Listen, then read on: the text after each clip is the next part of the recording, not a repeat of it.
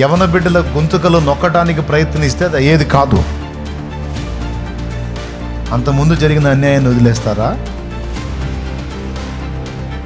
ఇన్నాళ్ళు స్వరం ఎత్తలా. ఈరోజు యువత ఆలోచించింది. 140 కోట్ల పై చిలుకున్న భారతావనిలో యవన బిడ్డలు ఇంచుమించు 40 కోట్ల మంది వస్తారు లెక్కలోకి. వాళ్ళ భవిష్యత్ ఏంటి? ఏది ఆశించి ప్రజలు నిన్ను అనేక మార్లు పట్టం కట్టుంటారు? చివరికి ఏం జరుగుతుంది? డిగ్రీ చదివినోడు కూలికి వెళ్తున్నాడండి. అది చూస్తే ఏడుపు వస్తుంది. నా బతికే నాకు సరిగా లేదు, ఇక సమాజం గురించి నేనేం ఆలోచించేది. కానీ కొంతమంది దేశభక్తులు అలా అనుకోలేదు కదా. ఈరోజు మనకి చాలా ప్రధానమైన సమస్య ఏంటంటే మతం. మతం ఆటో నడిపేవాడి దగ్గర నుంచి అందరికీ మతం మతం మతం మతం మతం. యవనస్తులకు పసి హృదయాలకు మతాన్ని నూరి నూరి నూరి నూరి నూరి పోసి కొన్ని రాజకీయ పార్టీలు వాళ్ళ సింహాసనాల్ని సుస్థిరం చేసుకోవటానికి వ్యవస్థని టాప్ టు బాటం మొత్తాన్ని మేనేజ్ చేస్తూ యవన బిడ్డల్లో మొత్తాన్ని నూరిపోస్తా ఉన్నారు. ఈరోజు జరుగుతున్న పరిస్థితులు మీరు చూస్తానే ఉన్నారు. ఢిల్లీ జంతర్ మంతర్ దగ్గర ఏం జరుగుతుందా? వాళ్ళు ప్రశ్నించారు, న్యాయం అడిగారు. ఇన్నాళ్ళు అడగల, ఇప్పుడు అడిగారు. ఎన్నిసార్లు సార్, ఎన్నిసార్లు? మేము కష్టపడి మా బుర్రంతా పెట్టి రాస్తాం. అంతకుముందు రాష్ట్రాల్లో చేశారు, ఇప్పుడు మొత్తం కేంద్రం వశం చేసుకొని అందరు రాసిన తర్వాత పేపర్ లీక్ అంటూ మొత్తం క్లోజ్ చేయటం. యవన బిడ్డలు ఆత్మహత్యలు చేసుకొని చచ్చిపోయారు. మళ్ళా తిరిగి ఎగ్జామ్ అయిపోయింది, అన్ని రిజల్ట్ కూడా వచ్చినాయి అంటే వచ్చినాయి అని అంతకుముందు జరిగిన అన్యాయాన్ని వదిలేస్తారా? మరి అట్లయితే అంతకుముందు జరిగిన ఘాతుకానికి మనస్తాపం చెంది చచ్చిపోయిన వాళ్ళ సంగతి ఏంది సార్? అయిపోయిన పెళ్లికి మేళం ఎందుకని ఇప్పుడు అంటున్నారు మీరు. అయిపోయిన పెళ్ళా? కొన్ని ప్రాణాలు పోయిన యవన బిడ్డలు బంగారు భవిష్యత్తు చచ్చిపోయారు కదా సార్, మరి దాని సంగతి ఏంది అని అడుగుతున్నారు యవనస్తులు. ఆన్సర్ చేయాలి కదా ప్రభుత్వం. ఏమండి, మరి అంతకుముందు ప్రభుత్వంలో కూడా అలా జరిగినాయిగా అంటే అందుకేగా వాళ్ళని దించి మిమ్మల్ని ఎక్కించారు ప్రజలు. మీరు బాగా పరిపాలిస్తారు, మంచిగా చేస్తారని కదా. కానీ ఈరోజు ఏమైపోయింది? వాళ్ళని పట్టుకొని బాది అక్కడ పెడతా ఉన్నారు. కానీ కొట్టి హింసించి యవన బిడ్డల గొంతుకలు నొక్కడానికి ప్రయత్నిస్తే అది అయ్యేది కాదు. ఇన్నాళ్ళు స్వరం ఎత్తలా. ఈరోజు యువత ఆలోచించింది, యవన బిడ్డలు ఆలోచించారు. కొంతమంది ఏమో వీళ్ళు వంట పట్టించిన మతం మతం మతం మతం మతం అనే మత్తులో కొంతమంది మగ్గుతుంటే అదొక డ్రగ్ లాగా. కొంతమంది యవనస్తులు కాస్త జ్ఞానం కలిగిన వాళ్ళు మనల్ని డైవర్ట్ చేస్తున్నారు. వీళ్ళు డైవర్ట్ చేసి మనల్ని అధపాతాళంలోనే ఉంచారా, బయటికి రానిచ్చే పరిస్థితి లేదు. కళ్ళు తెరవాలి, జరుగుతున్న అన్యాయాన్ని ప్రశ్నించాలని గళమెత్తి ఈరోజు అందరూ కలిసి రాజధానికి వెళ్ళి మొత్తుకుంటున్నారు. మీరు కొట్టండి, తిట్టండి, ఏమన్నా చేయండి, మా ఊపిరైనా వదులుతాం, కానీ మాకు న్యాయం జరగాలి. అంత అశ్రద్ధనా? మా ప్రాణాలంటే అంత తేలిక మీకు? అంత చేతగాని వాడు ఆ పదవిలో ఎందుకు ఉండాలి? తొలగించండి అతన్ని అని దీక్ష పూనారు. న్యాయమే, దానికి మీరు సమాధానం చెప్పాలి. అంతేగాని ఏం చేస్తున్నారు అంటే 40 కోట్ల మంది బిడ్డలకు ఈరోజు సరైనటువంటి భవిష్యత్తు కనపడట్లేదు. మీరు చూసుకోండి, కావాలంటే పరిశీలించి చూసుకోండి. 140 కోట్ల పై చిలుకున్న భారతావనిలో యవన బిడ్డలు ఇంచుమించు 40 కోట్ల మంది వస్తారు లెక్కలోకి. వాళ్ళ భవిష్యత్ ఏంటి? నువ్వు దృష్టి పెట్టాల్సింది మతం మీదనా? నువ్వు దృష్టి పెట్టాల్సింది సామాజిక శ్రేయస్సు మీదనా? ఏది నీకు ప్రాముఖ్యం? ఏది ఆశించి ప్రజలు నిన్ను అనేక మార్లు పట్టం కట్టుంటారు? చివరికి ఏం జరుగుతుంది? సమాజం కొంచెం చూడాలి కదా. ఈరోజు అన్ని సమస్యల కంటే మన దేశంలో పెద్ద సమస్య మతం. మతం మతం మతం మతం కులం మతం కులం మతం. ఇది మనకి పెద్ద ఇష్యూ, చాలా ఇంపార్టెంట్. రైతు గురించిన చింత లేదు. సకాలానికి వర్షాలు పడక, వర్షాలు పడిన కల్తీ విత్తనాల వల్ల మొక్క సరిగా రాక, వచ్చిన సెన్సిటివ్గా ఉండి ఊరికనే తెగుళ్ళ బారిన పడి పాడైపోతా, సరైన దిగుబడి లేక, పెట్టుబడి రాక, మొన్న ఒక రైతు వచ్చి నా ముందు నిలబడి ఏడ్చాడమ్మా. నేను ఏడ్చాను. ఈ ఏడు పంటేసి బయటపడతాం, ఈ ఏడు పంటేసి బయటపడతాం, అంతకుముందు 7 అప్పులు, ఈ 7 అప్పులు, మరొక 7 తీరుద్దామని 3వ ఏడు పంట వేస్తే పోయింది, 4వ ఏడు వేస్తే పోయింది. ఎట్లా? అప్పులు అప్పులు అప్పులు అప్పులు అప్పులు బోర్ని ఏడ్చాడు. చచ్చిపోదామని ఎన్నోసార్లు అనుకున్నానన్నా. దేవుడి మాటలు నన్ను సావకుండా అడ్డుపడ్డాయి, లేకపోతే ఎప్పుడో అయిపోయేవాడినన్నా. ఒక రైతు ఇట్లా పెట్టుకొని ఏడవచ్చా దేశంలో? ఒక రైతు, మనందరికీ అన్నం పెట్టే రైతు ఎలుకల మంది తినాలా? మనందరికీ ఆహారం ఏర్పాటు చేసే కష్టపడి మనకి చెమటోడ్చి ఫుడ్ను అందించే రైతు విషం తినాలా? ఏది మరి రైతుకి? సరే, దిగుబడి వచ్చిందా? రేటు ఉండదు. రేటు ఉందా? దిగుబడి రాదు. ఎంత సమస్య ఈ ప్రైవేటీకరణలో, నిరుద్యోగ స్థితి, సరైన ఉపాధి మార్గాలు లేక ఎంత అల్లాడిపోతున్నారండి. సగటు మానవుడు ఈరోజు బతకాలంటే వానికి లైఫ్ లేకుండా అయిపోయింది. ఈరోజు డిగ్రీ చదివినోడు కూలికి వెళ్తున్నాడండి. అది చూస్తే ఏడుపు వస్తుంది. కొంతమందిని చూశాను, డిగ్రీ ఎంత చదివానంటే డిగ్రీ అని. ఇదేందయ్యా, ఏం దొరకలేదన్న, మరి ఏం చేద్దాం, నాన్న కష్టపడుతున్నాడు చూడలేకపోతున్నాను అన్న, అందుకని ఏదో ఒకటి ఏం చేయాలా? కానీ మనకి ఏం పట్టవు సుమా, మనకి మతం. యవనస్తులు ఏమైనా అయిపోని, అధికార బలం ఉంది, అణచేస్తాం. గళమెత్తినోడి గొంతు తప్పిస్తాం, అణచేస్తాం. మనదిరా అధికారం, మన మతం. ఇంకెన్ని సంవత్సరాలు ఇంతేనా? ప్రియులారా, సమాజంలో జరుగుతున్న పరిణామాల్ని మనం చూస్తున్నప్పుడు సాతాను ఒక్కొక్కళ్ళని చిక్కించుకొని వాడు గంతులేస్తున్నాడని ఇప్పుడు హబక్కూకులో చదివారు మీరు. ఇలా సన్నివేశాలు జరుగుతున్నప్పుడు, సమాజం చెడిపోతున్నప్పుడు, సమాజం పతనమైపోతున్నప్పుడు, ఒక దేవుని సంబంధిగా, దేవుని బిడ్డగా మనం మన కోసం ఆలోచించుకుందామా? సమాజ శ్రేయస్సు కోరి మనం ఏం చేయగలమని ఆలోచిద్దామా? మన నైజం, కొంతమంది నైజం చెప్పనా, నా బతికే నాకు సరిగా లేదు, ఇక సమాజం గురించి నేనేం ఆలోచించేది. కానీ కొంతమంది దేశభక్తులు అలా అనుకోలేదు కదా, కొంతమంది దైవ భక్తులు అలా అనుకోలేదు కదా. సమాజం పాడైపోతుంది, సమాజాన్ని ఉద్ధరించడానికి ఎవరో వస్తారులే, సమాజాన్ని బాగు చేయడానికి ఎవరో వస్తారులే, వాళ్ళు బాగు చేస్తారు, నాకెందుకు? మా ఊరిని బాగు చేయడానికి ఎవరో వస్తారులే, మా ప్రజల్ని రక్షించడానికి ఎవరో వస్తారులే. ఎవడొస్తాడు? ఎవరు వస్తారు? అదేనా మన నుంచి దేవుడు ఆశించేది? ఎవరో వస్తారు, ఎప్పుడో వస్తారు, ఎవరో ఉద్ధరిస్తారు అనేది కాదు. ఎవరో వస్తే, ఎవరో ఉద్ధరిస్తే ఆ ఎవరోనే సీన్లో ఉంచేవాడు కదా, నిన్నెందుకు పుట్టించుంటాడు? ఏమా బ్రదరో, నిన్నెందుకు పుట్టించుంటాడు? నిన్నెందుకు ఈ సమాజంలో ఈవేళ ఉంచుంటాడు?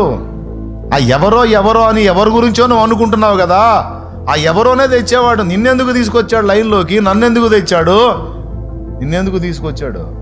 అప్పుడు దాన్ని దృష్టిలో పెట్టుకొని ఎవడో వస్తాడు, ఎప్పుడో చేస్తాడు కాదు, ఇప్పుడున్నాను నేను సీన్లో, నేను ఇంకా చావలా, నన్ను ఇంకా దేవుడు పిలవలా, నేను ఉనికిలో లేకపోతే నాకు చింత లేదు, కానీ నేను ఉనికిలో ఉన్నాను, నేను ఇంకా చావలా, సజీవంగా ఉన్నాను. ఉన్నంత వరకు నేనేం చేయగలను?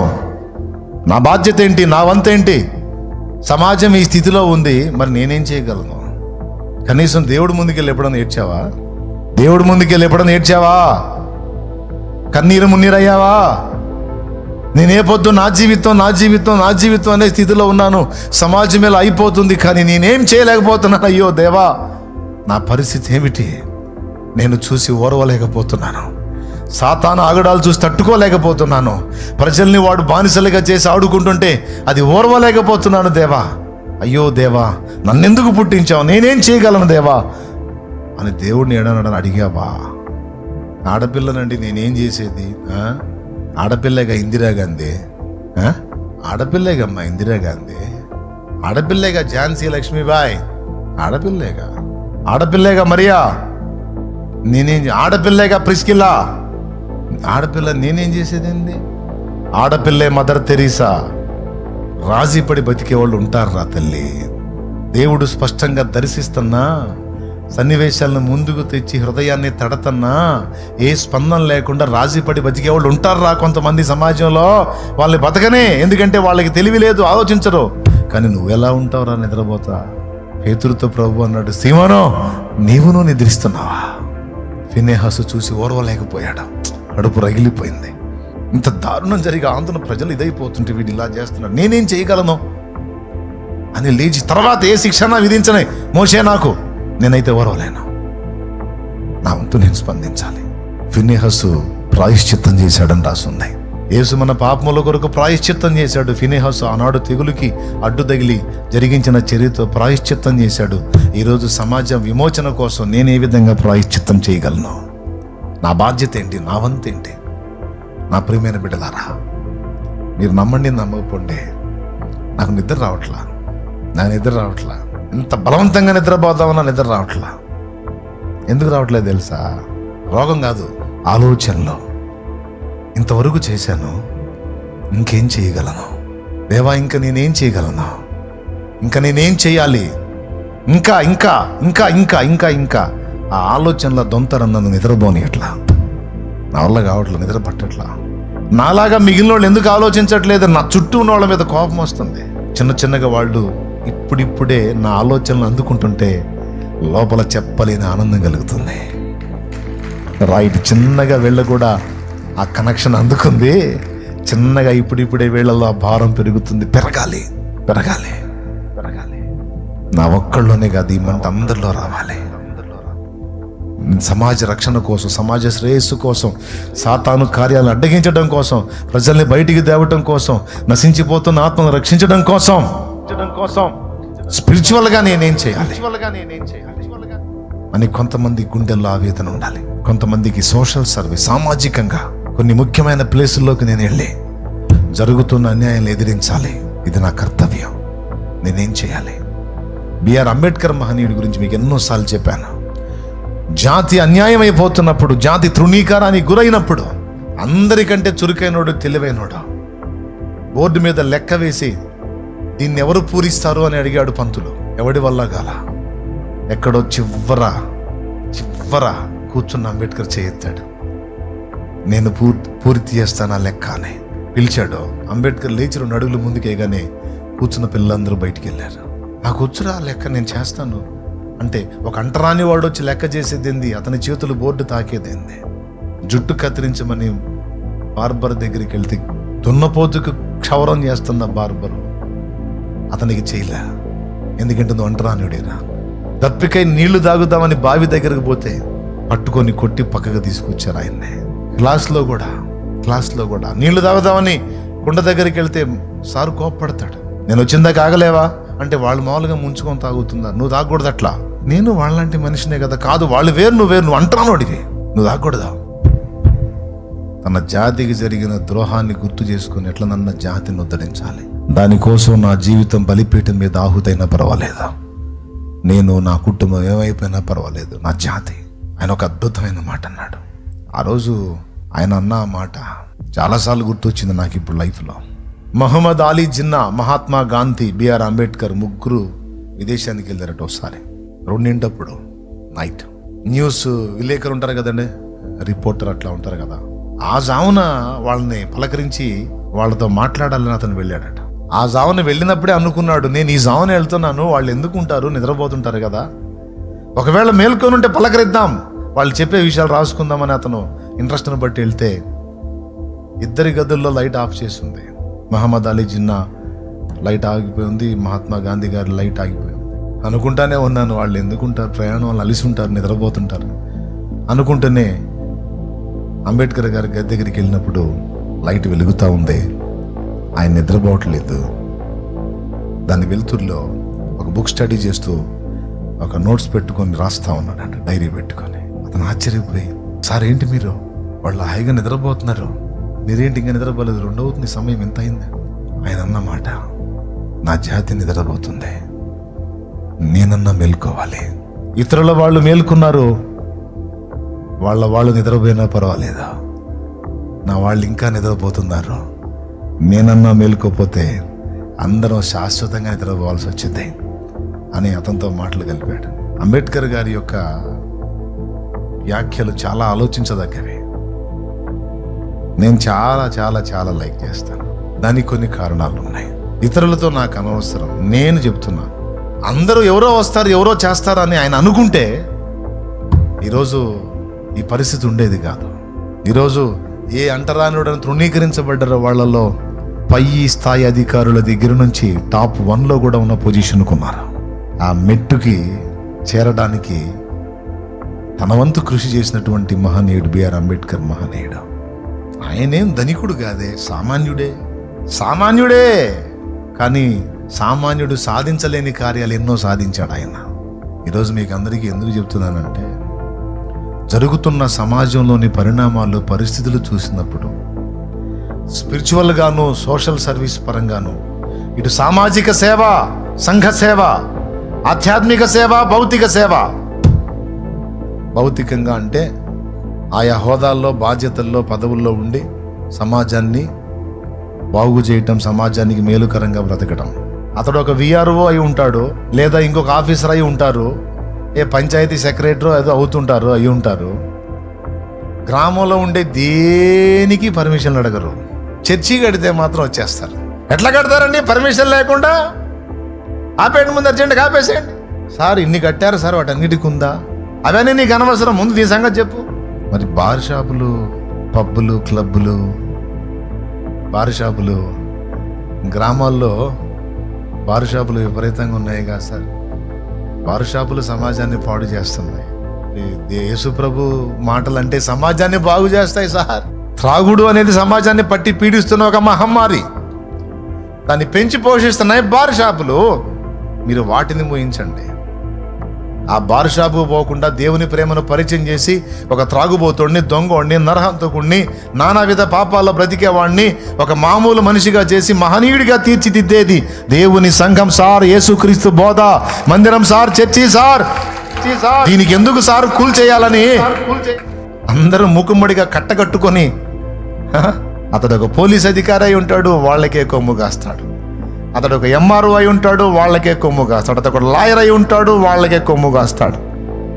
చివరికి కోర్టులో తీర్పు తీర్చాల్సిన పరిస్థితుల్లో ఉన్న వాళ్ళలో కూడా కొంతమంది అటే సపోర్ట్ చేసి సమాజాన్ని బాగు చేసేది, సమాజాన్ని పాడు చేసేది, దాని గురించి ఎవరికి చిత్తశుద్ధి ఉండదో.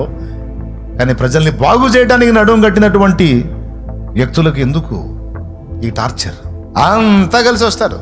ఈ మందిరం కట్టేటప్పుడు చాలా మంది ఇబ్బంది పడ్డారు. చర్చి కడుతున్నారు, ఇక్కడ మందిరం కడుతున్నారు, చుట్టూ ఏమీ లేవు, పొలాలే. అయినా సరే చాలా ఇబ్బంది పడి చాలా పిచ్చి ఆలోచన చేశారు. ఇప్పుడు లక్షలకు అమ్ముకుంటున్నారు. లక్షలకి మా స్థలాలు రేట్లు పడిపోతాయి, మా స్థలాలు రేట్లు లక్షలకు అమ్ముకుంటున్నారు. మరి ఏ రేటు పడిపోలేదే?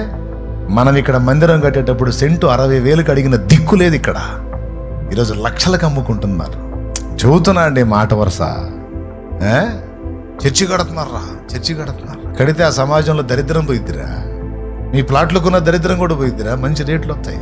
అవసరమైతే దేవుని బిడ్డలే కొనుక్కుంటారు అనుకోవాలి, కానీ దాన్ని లేకుండా చేయటం ఏంటంటే నాయన. యేసుక్రీస్తు తండ్రి అయిన దేవుడు మనకు అనుగ్రహించిన వరం, అది మన దేశానికి దీవెన ఆయన వార్త. ఎంతోమంది కఠిన పాషాణ హృదయాలు రద్దలై మారి ఈరోజు సమాజంలో దీవెనకరమైన పాత్రలే బ్రతుకుతున్నారంటే యేసుక్రీస్తు శిలువ సువార్త ప్రభావం అదే. ఇప్పుడు ఏం చేయాలి? దేవుని బిడ్డలకు జరుగుతున్న అన్యాయం విషయంలో అందరి హృదయాల్లో భారం ఉండాలి. నశించిపోతున్న ఆత్మను రక్షించడానికి భారం ఉండాలి. దేవుని ప్రేమను లోకానికి చూపడానికి భారం ఉండాలి. నేను ఏ విధంగా చేయగలను?